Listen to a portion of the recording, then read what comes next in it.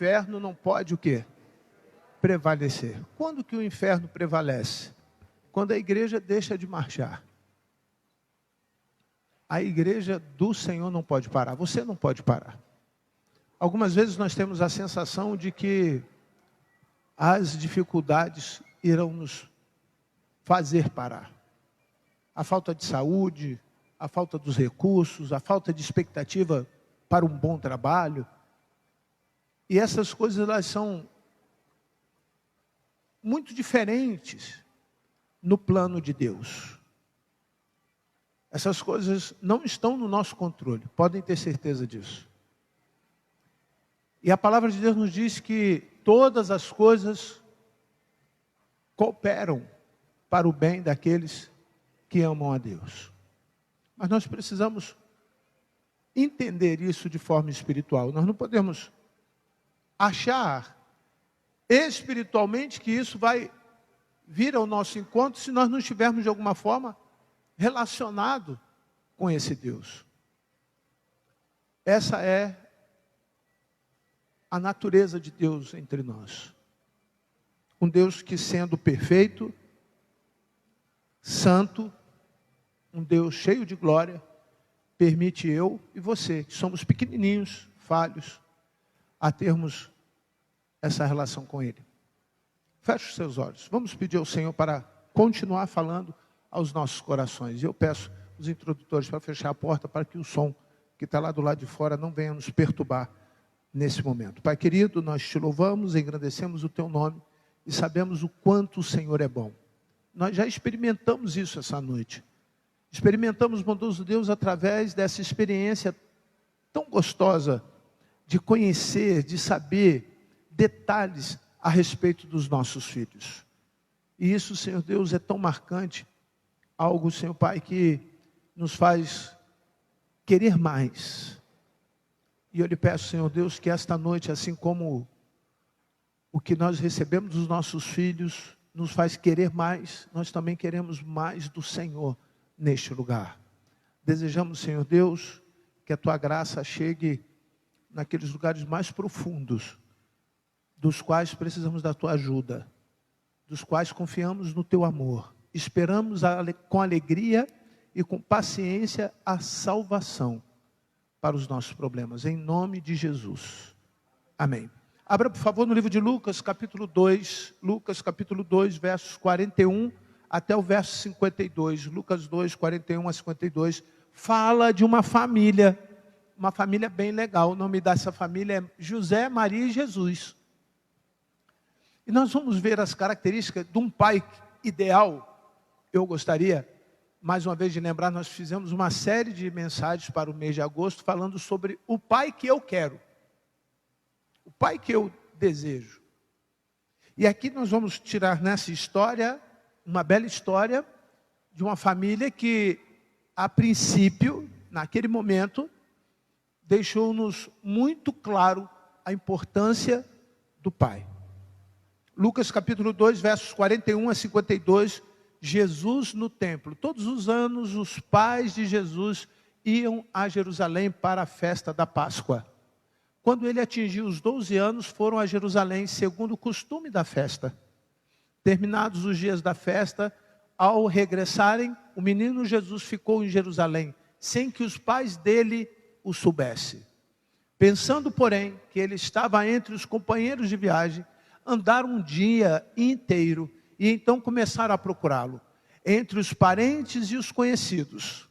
E como não o encontraram, voltaram a Jerusalém à sua procura. 3 dias depois, o acharam no templo, assentado no meio dos doutores, ouvindo-os e fazendo-lhes perguntas. E todos os que ouviam o menino se admiravam muito da sua inteligência e das suas respostas. Logo que os pais o viram, ficaram maravilhados, e a sua mãe lhe disse: filho, por que você fez isso conosco? Seu pai e eu estávamos aflitos à sua procura. E ele respondeu: por que me procuravam? Não sabiam que eu tinha de estar na casa do meu pai? Não compreenderam, porém, as palavras que lhes disse. E voltou com eles para Nazaré, e era submisso a eles. E a mãe dele guardava todas estas coisas no coração. Que história maravilhosa. O verso 52, peço à igreja para juntos nós celebrarmos. E Jesus crescia em sabedoria, estatura e graça diante de Deus e dos homens. Para que os meus filhos cresçam, para que os seus filhos cresçam, para que os nossos filhos cresçam, nós precisamos fazer algumas coisas que vamos identificar nesse texto. Mas obrigado, amado irmão, peço aos irmãos para lerem mais uma vez comigo o verso 52. E Jesus crescia em sabedoria e estatura e graça diante de Deus e dos homens. Que Deus nessa noite possa fazer o seu filho crescer, possa fazer a sua filha crescer, através de tudo aquilo que você vai aprender neste lugar com a palavra do nosso Deus.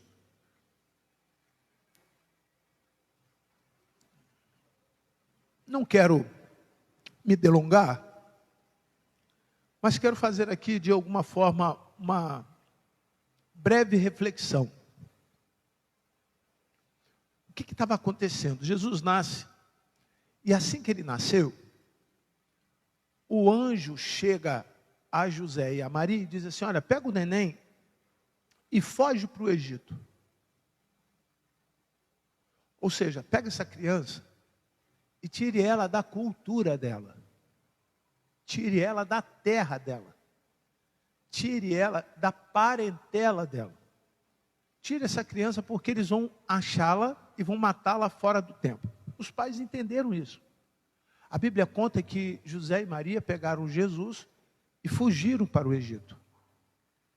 Esse tempo que, obviamente, Jesus ficou no Egito, e existem várias especulações aonde ele estava, o que ele estava fazendo, com quem ele estava tendo as suas primeiras lições de vida, mas uma coisa ficou muito clara: que José era presente na vida de Jesus. Ficou muito claro por quê? Porque quando ele retorna para Jerusalém, para uma festa, e o judeu tem algumas festas, então mesmo longe da sua terra, a cultura de Jesus foi preservada pelo pai e pela mãe. Não deixou que Jesus se contaminasse, que Jesus aprendesse outras coisas, a não ser aquelas que fossem essenciais. As festas judaicas marcam, são símbolos da relação do povo de Israel com Deus. E aí os pais pegam Jesus numa dessas festas, e nós sabemos porque o texto diz que é a festa da Páscoa, e vem com ele para Jerusalém para comemorar a Páscoa. É importante que você compreenda isso. Já um menino com 12 anos, com influência da cultura egípcia, uma cultura totalmente pagã, uma cultura que não daria nenhum respaldo para encontrarmos elementos de sabedoria a respeito de Deus, porque lá aonde ele estava e com quem ele convivia, certamente lhe falavam de muitos outros deuses que não eram o seu Deus. Mas Jesus não era um menino normal. Jesus tinha características já desde pequeno de um Deus. E algumas dessas coisas foram identificadas pelos seus pais. A primeira coisa que eu quero destacar, eu vou ler os versos 41 até o versículo 44, e você vai, até o versículo 45, você vai compreender algumas coisas. Diz assim o verso 41, todos os anos os pais de Jesus iam a Jerusalém. Eles saíam de onde estavam e iam aonde? Até Jerusalém. Quantas vezes, o texto não fala, mas a priori, Jesus foi a Jerusalém até os 12 anos, pelo menos 12 vezes. Papai, é na repetição que seu filho aprende. Não desista na primeira vez que teu filho falar que não quer não.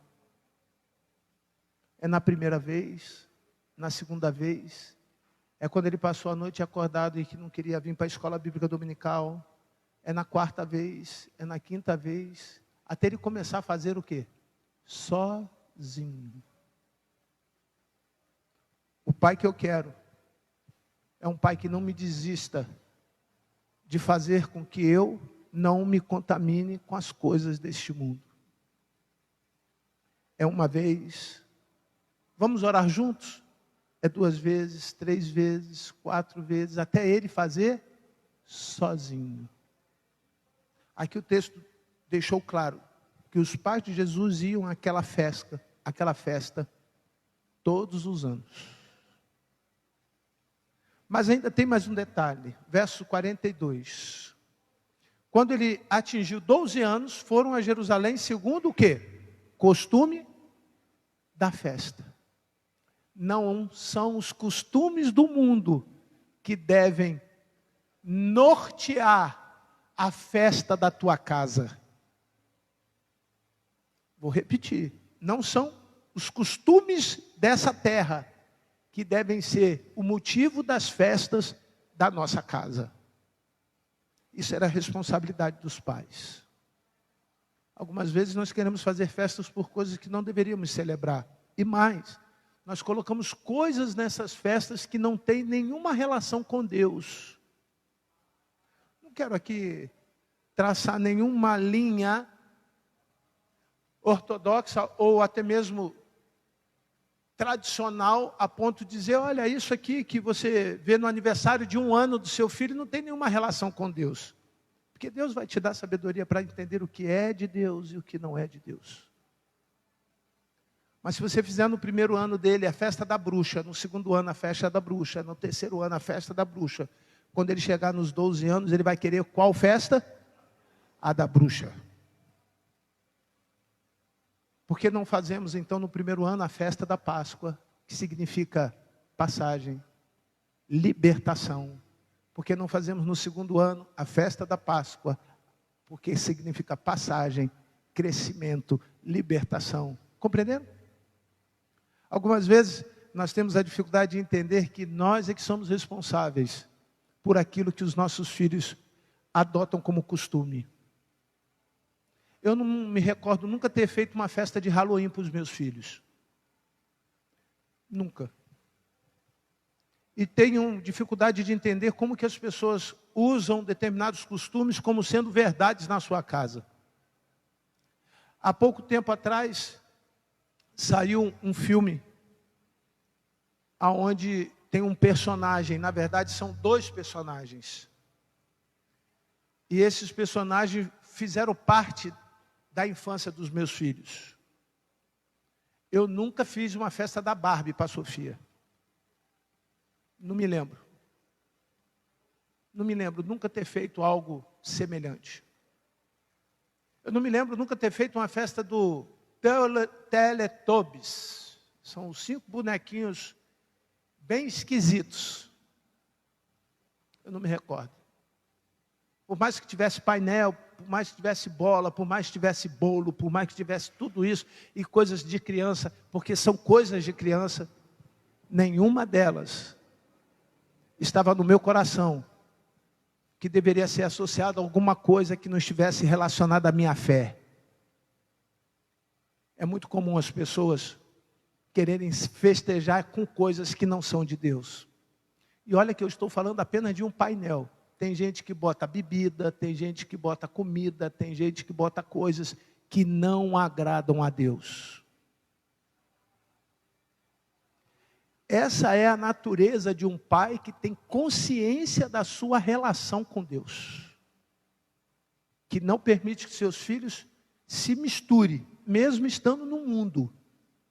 Mas eles não precisam comer dessas coisas. Vocês lembram de José no Egito? Lembra? Lembra? Sabe por que ele foi lembrado? Porque ele era diferente, gente. Estava preso, mas alguém na cadeia era diferente. Os nossos filhos precisam ser diferentes. Não é diferente pelo simples fato que não fazem o que eles fazem, mas é porque eles sabem que aquelas coisas não agradam o Deus deles. Diferente por escolha própria, não é porque eles querem ser diferente para ir para algum grupinho diferente, não.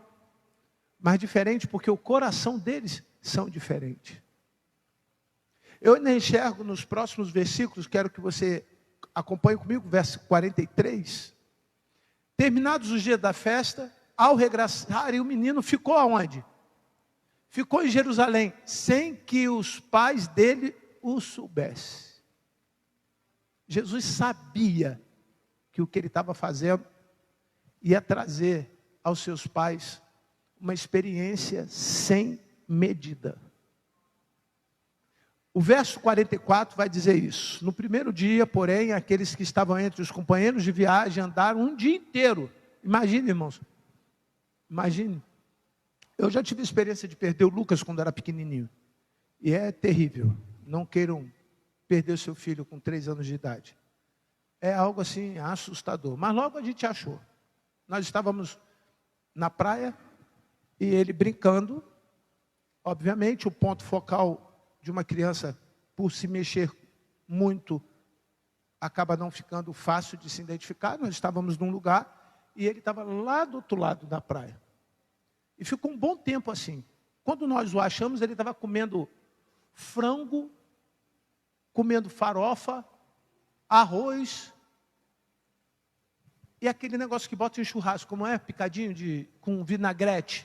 E eu falei, meu filho, onde você estava? Eu estava aqui, comendo a comida dos outros. Ele passou tanto tempo ali que as pessoas já deram a ele o quê? O arroz, a farofa, o frango, o vinagrete. Ele já estava ali junto com aquelas pessoas.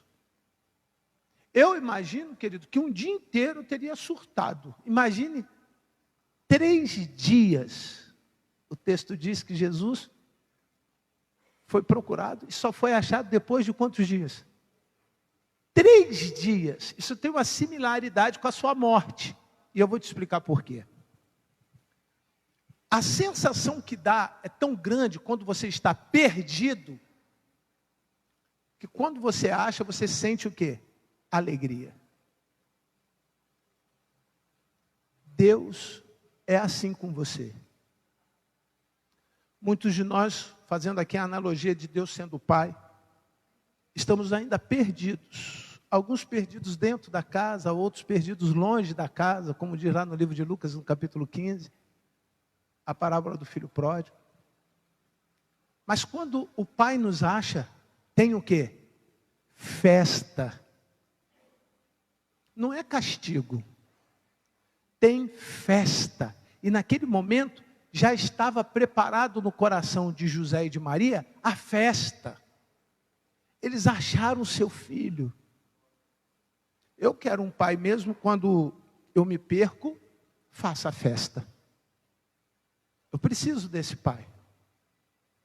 Quando você perder a sua esperança, quando você perder a sua alegria, quando você perder a vontade de viver, quando você perder o seu emprego, a sua saúde, quando você perder a sua família,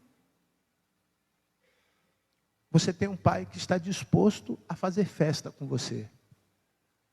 Isso é muito gostoso. E é interessante que ao encontrá-lo, ficaram perplexos do que ele estava fazendo lá.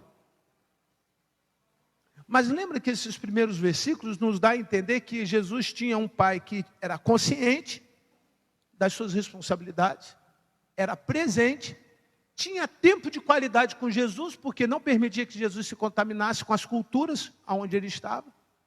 Ensinou-lhe coisas de Deus, as festas, as tradições, os costumes, e agora o seu filho preparado de maneira espiritual, ele começa a conversar com doutores, com pessoas especialistas naquele tema.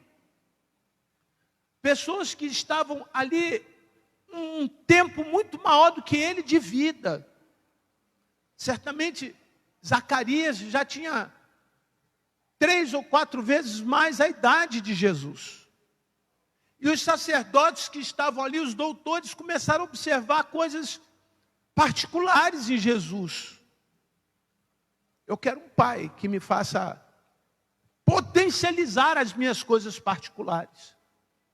Eu quero um pai que me dê motivo para ser melhor, para fazer melhor o que ele faz, para fazer diferente o que ele faz, seja qual for o ofício dele, seja qual for a ordem de trabalho dele. Mas eu quero um pai que olhe para mim e diga assim: você vai ser melhor do que eu. Você vai ser maior do que eu. Você vai crescer mais do que eu pude crescer. Eu vou encurtar o caminho entre você e o sucesso. Eu vou encurtar o caminho entre você e as dificuldades que eu passei, você não vai passar. Eu quero um pai assim. Eu enxergo que o José tinha esse interesse na vida de Jesus. Jesus aprendeu. E aqui nós vamos ver que, do verso 46 ao versículo 48, que o pai era totalmente responsável por esse comportamento. Verso 46 diz assim: 3 dias depois o acharam no templo, assentado no meio de quem? Dos doutores, ouvindo-os e fazendo-lhes perguntas. Jesus não estava lá brincando. Jesus estava fazendo perguntas. A primeira forma de entender a inteligência de uma pessoa não é porque ela sabe a resposta das perguntas que ele faz, mas é porque ele respeita a resposta daqueles que são menos conhecedores das coisas que ele fez, então, a pergunta.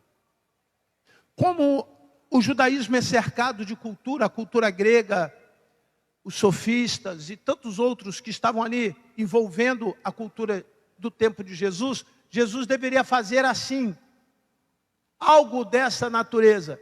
Vem cá, o que vocês sabem a respeito de Deus?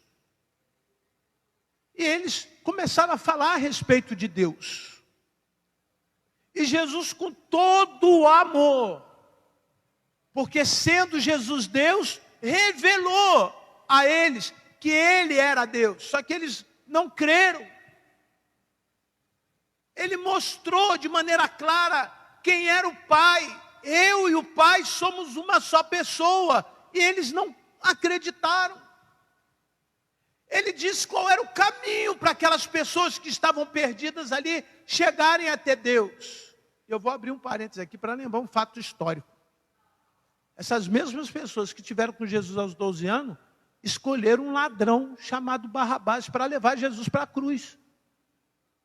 Então, dos 12 aos 30, mais 18 anos, aproximadamente, aqueles homens começaram a ver que Jesus realmente era alguém especial. Alguém que tinha poder para curar, alguém que tinha poder para falar, alguém que caminhava com multidões, alguém que fazia coisas extraordinárias, pegava um pão, dava para muita gente, pegava um peixe, dava para muita gente, pegava um leproso, curava o leproso, pegou lá a mulher com fluxo de sangue, curou a mulher, e tudo isso causou muita raiva naquelas pessoas.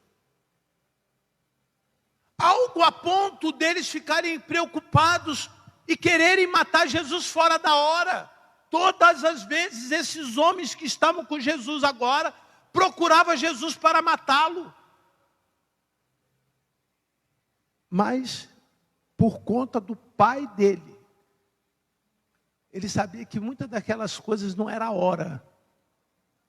Então eu entendo que a humildade de Jesus, ele aprendeu com seu pai, chamado José. Ele era Deus, mas não importava o quanto ele sabia, o que ele fazia, que ele sempre se colocou menor de todos os homens, para que no tempo do pai dele, do céu, ele pudesse ser o maior entre todos os homens.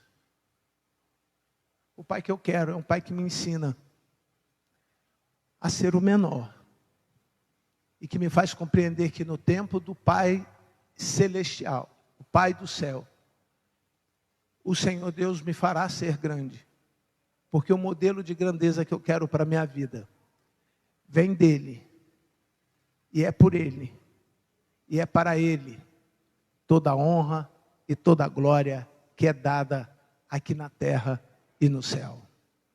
Louvado seja o Senhor por esta vida.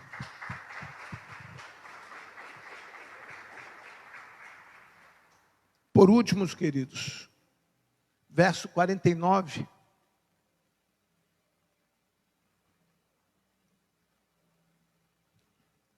nos diz assim: Ele respondeu: por que me procuravam? Não sabiam que eu tinha de estar na casa do meu pai? E aqui é uma dialética. Haviam dois pais agora. Ele estava falando com José, e de repente José deve ter falado assim: ué, mas não sou eu? Tem alguma coisa errada aí. Jesus estava revelando para José: José, você teve influência até aqui. Mas a partir de agora, a partir de hoje para lá, eu vou ter a influência do meu Pai do céu. A Bíblia não fala, mas certamente José não chegou aos 30 anos de Jesus. Ou seja, Jesus começou a ter responsabilidade muito cedo. Assumiu a sua casa, assumiu os seus irmãos, passou a ter responsabilidade por ter sido o primogênito. Primogênito quer dizer o primeiro. Ele agora assume a sua mãe. Mas tudo isso ele aprendeu com seu pai.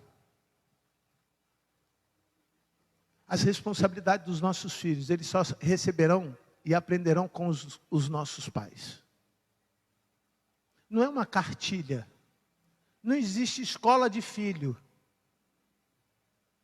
Como também não existe escola de pais. Estou fazendo referência a um programa social do Juizado de Menor do Estado do Rio de Janeiro, que quando existem delinquentes dentro de uma família, esses delinquentes vão para uma escola chamada escola de filhos. Ou então os pais vão para uma escola de pais. É uma maneira socioeducativa para tentar consertar uma coisa que não vai consertar. Porque quando a família chega nesta condição que tenha que ter um órgão do Estado para interferir e colocar ordem dentro da tua casa, é porque já não tem como, a não ser por intermédio de Jesus, a não ser por intermédio de Deus. E quem sabe essa noite existam aqui famílias assim, pais assim, e que vê o seu filho tão distante, fazendo tantas coisas ruins, tantas coisas erradas. Ou então uma mãe que tem agora a responsabilidade do pai. Nós estamos num mês onde existem tantas histórias, tantas pessoas falando do alto índice de agressão dos pais contra as mulheres, dos filhos. Enfim, são coisas que fazem parte de uma vida que eu não quero para você. E Jesus deixa claro aqui que quando eles encontram com Jesus, Jesus estava na casa do Pai. E ele faz essa pergunta: era para eu estar fazendo outra coisa, a não ser fazendo o que eu vim fazer? E a lição que eu tenho é que os pais não repreenderam Jesus. Porque quando abrimos mão da nossa vida para seguir a Jesus, estamos fazendo aquilo que Deus quer. Quando nós perdemos pai e mãe para seguir a Jesus, nós estamos fazendo o que Jesus quer. Quando nós abrimos mão dos nossos amigos, dos nossos irmãos, daqueles que são do nosso sangue, por amor a Cristo, nós estamos fazendo aquilo que Deus quer. E quando fazemos aquilo que Deus quer, Deus nos abençoa. Quando fazemos aquilo que Deus manda, obedecemos o Pai, Deus nos abençoa. E eu assim desejo que nessa noite os pais possam ter essa percepção. Admirarmos a Deus e ensinarmos os nossos filhos que o seu crescimento está condicionado a uma vida de obediência a Deus. É o verso 52. Que esse é o resultado de uma família que tem o Deus de Israel como Senhor e Salvador da sua casa. Esta é a natureza, a importância desse pai. Eu quero um pai assim, que faça eu crescer, que faça eu ter sabedoria, que eu cresça não somente na minha inteligência, mas também em estatura. Seja um homem forte, um homem saudável, alguém responsável pelas minhas faculdades mentais. E olha, a doença do século não é ser gordo ou ser magro. É aqui, ó. É a saúde emocional. Tem muita gente bonitão, filezão, doente aqui. O cara está pneuzinho da cabeça.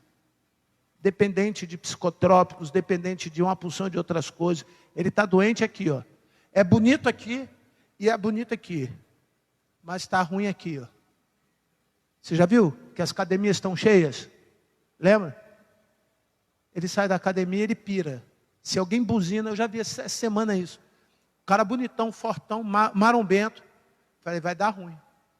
O outro veio e buzinou. Irmão, ele saiu com uma vontade enorme de dar na outra, na cara do cara. Só que o outro cara era delegado, lá de Campo Grande. Meteu a mão no negócio também desse tamanho. Falou, vem, irmão.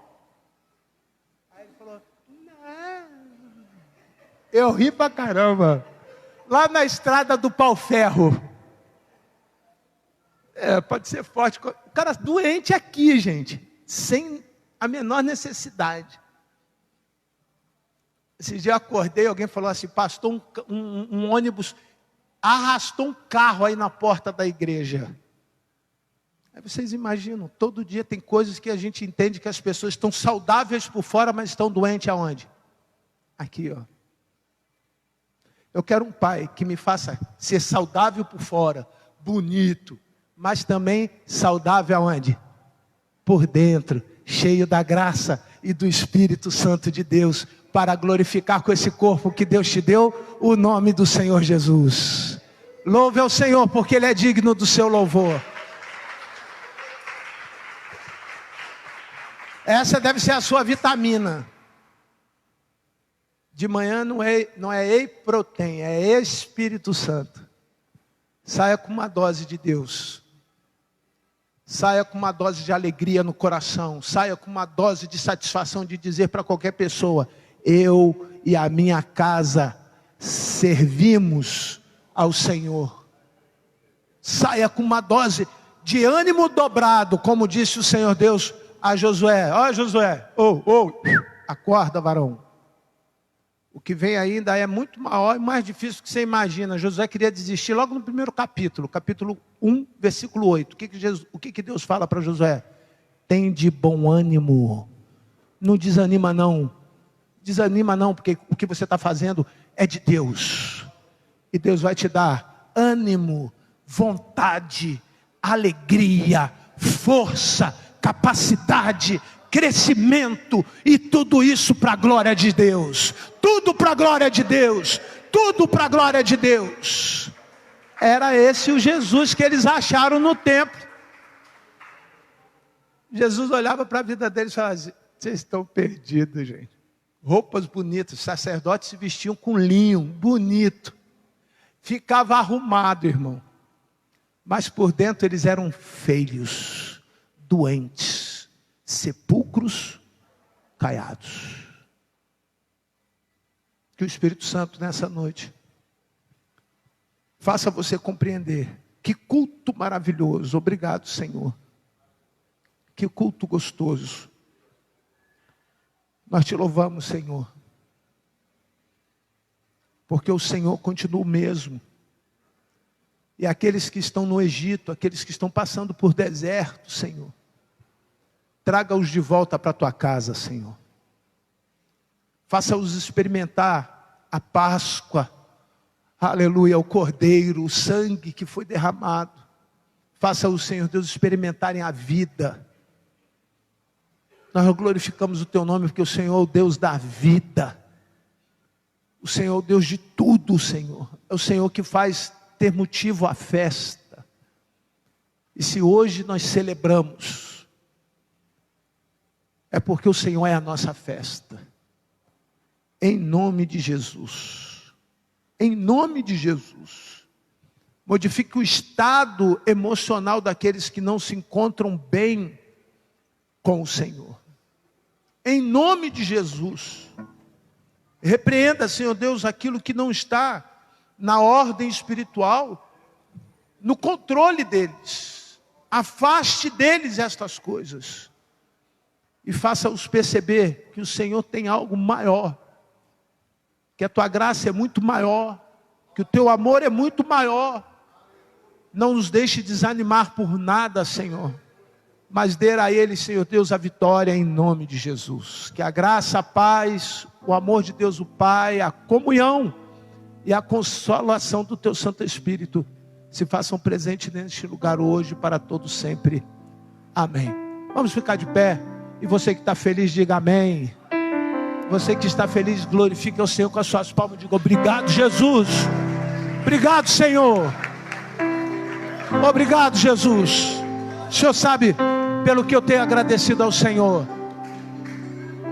O Senhor sabe, Senhor, vidas esta noite o Senhor tem restaurado. E é mais do que você tem visto, muito mais do que você tem percebido. A alegria do Senhor está aqui neste lugar. Amém. Aleluia.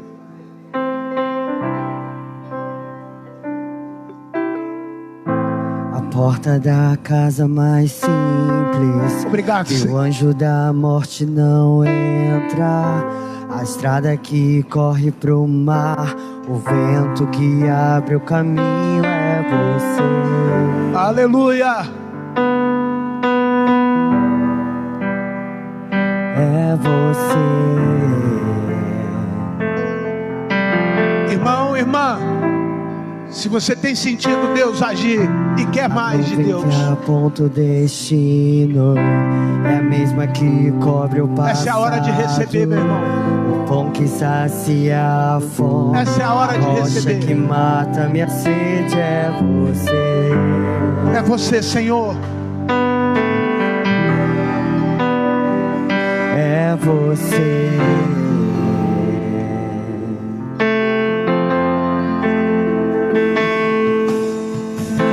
Mais perto do monte, mais perto da face, me espanto com o peso da tua glória. Senhor, mais perto da glória, mais perto da morte, o medo quer me parar, então me tira o medo que me faz dizer: Moisés, suba em meu lugar. Senhor, me faz entender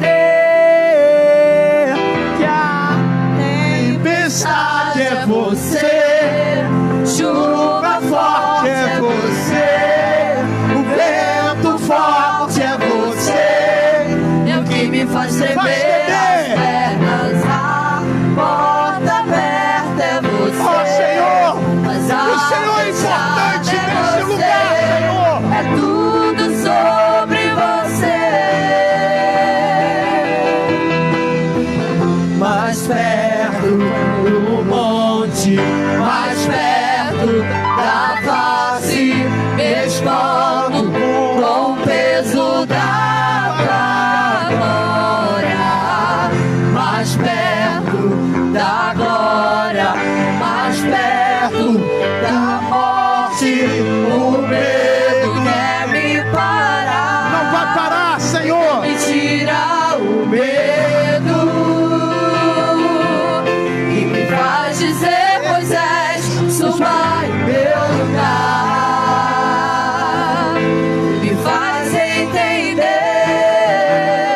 que a tempestade é você, Que a chuva forte é você, o vento forte é você, e o que me faz tremer as pernas, a porta aberta é você, mas a fechada é você, é tudo sobre você. Eu vou subir o monte que muitos resistirão e vão ficar lá até te encontrar. Eu vou entrar na casa e vou fazer morada e vou ficar lá até te encontrar. Do monte mais perto da face, me espanto com o peso da tua glória. Mais perto da glória, mais perto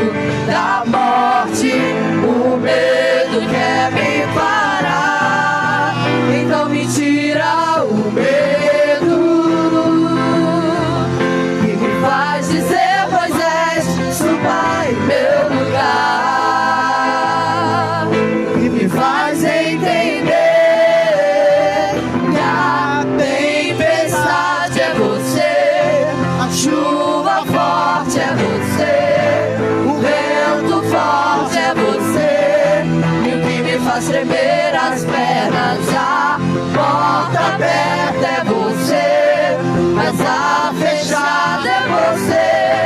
É tudo sobre você.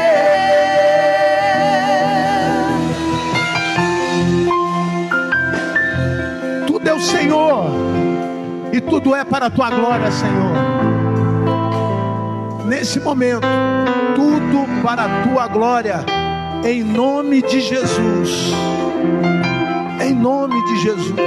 Levanta, Senhor Deus, o teu povo, aquele que se sente abatido, aquele que se sente fraco, aquele que está, Senhor Deus, em caminhos que não são bons. Faça-os perceber que é o Senhor que está tomando conta deles, em nome de Jesus. Em nome de Jesus. Glorifique ao Senhor com as suas palmas, em nome de Jesus. Aleluia. Obrigado, Senhor.